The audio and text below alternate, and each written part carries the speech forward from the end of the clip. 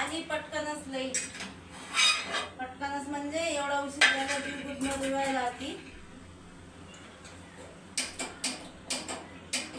Gas गेला तर काय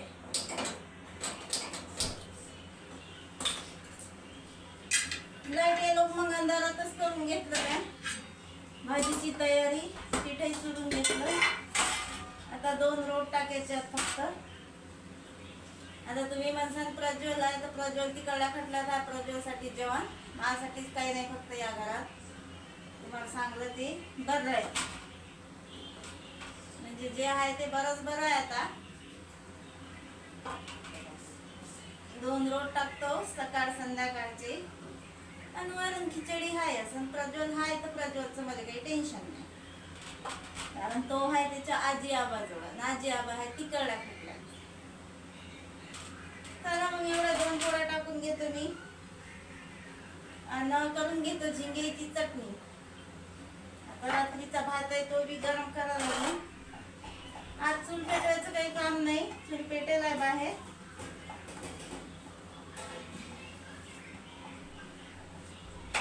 आणि ते इजवली का काय काय इजवली असेल तर गवऱ्यात लावून डबल पेटवा लागेल.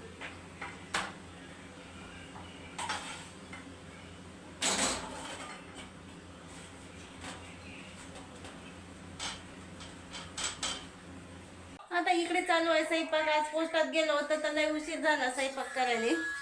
आणि घरी आले बकऱ्या दादा बांधू राहिले. पण मी आता काही स्वयंपाक झाल्याशिवाय त्याला पाणी पाजत नाही. बागलवर लागू का काही लागू. आता दिवसभर रातभर त्याच्याच घरात राहावं लागते आणि आपले कामं राहतात स्वयंपाक भाजीचे.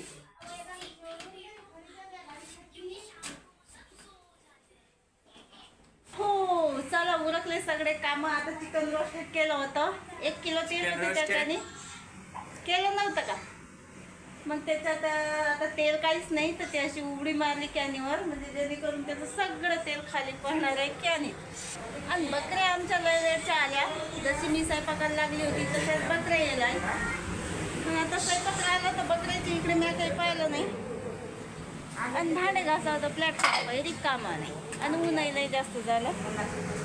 तुम्ही ते लोक आता बकऱ्यात पाजून केली मी. काय माहित कोण आता कुठे चालला तू एवढ्या उन्हात? आजी सोबत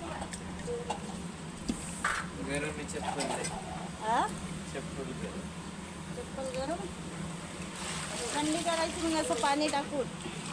चप्पल दे. ह्याच्यात सगळं पाणीच पाणी आहे. चला मग घेतो आता आमच्या बायाले पाणी पाजून एवढ्या उन्हाचं. आता भांडे घासणं तर काही होत नाही. भांडे घासणं होती ना आता संध्याकाळी. तशी मी लय दगदग झाली आज जीवाच्या भोवती. साऱ्या गावातून चक्कर मारला तर बाया बागलवर लागल्या आणि पाणी पितात का नाही तर काय वली आहे ना पाहिजे. हे घे चल घे इकडे चल मा चप्पल जवळ. म्हणजे का माय पाय भरत नाही का? मग आधीच ओली गेली चप्पल. तेव्हा बाई तू त्याला समजलं की आपली मालकी नाही ना, थोडीशी कामात असते. लेट पाणी पाजणार आहे. बागलीवर लागल्यावर बिचारा पाणी पिऊ राहिला. मुक्या जनावराले तरी समजते. त्याच्या बुद्ध्या भ्रष्ट झाल्या. भ्रष्ट बोलक्या माणसाच्या. जसा की आमचा प्रज्वल. मी पोस्टात गेली आणि झाला त्याचा अभ्यास कंप्लीट झाला. बघतो ना आता. थांब ना आवाज येते असा. मग थोडासा टाइम तर भेटू दे. नाही म्हणलं चुकते ते बात झाली होती ना म्हणून वली केली नाही.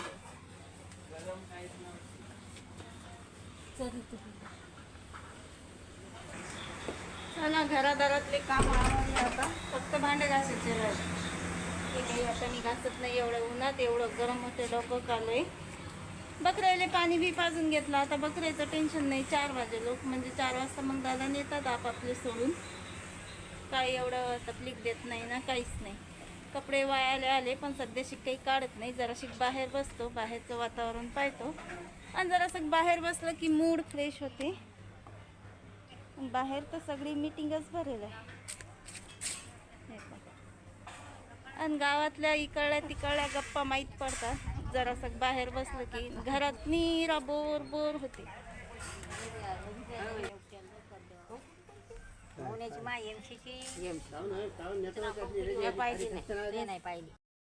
चला, आता मोडली बाहेरची मीटिंग, आणि बाहेर मीटिंग चालू होती. ते लोक ना सकाळी कपडे धुतले, ते सगळे सुकले. घरात नेऊन ठेवतो, नाही तर मग लय फुल उडते उन्हानं.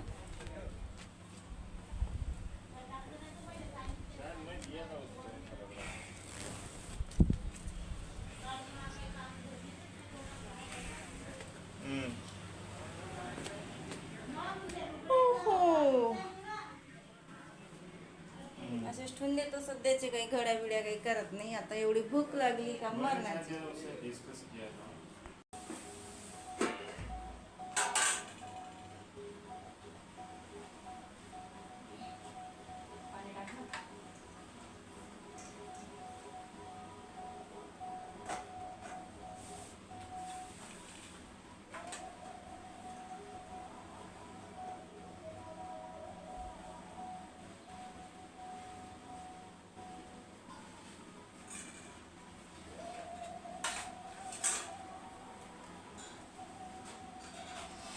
या मग जेवण करायला मस्तपैकी बनवली अशी झिंग्याची चटणी.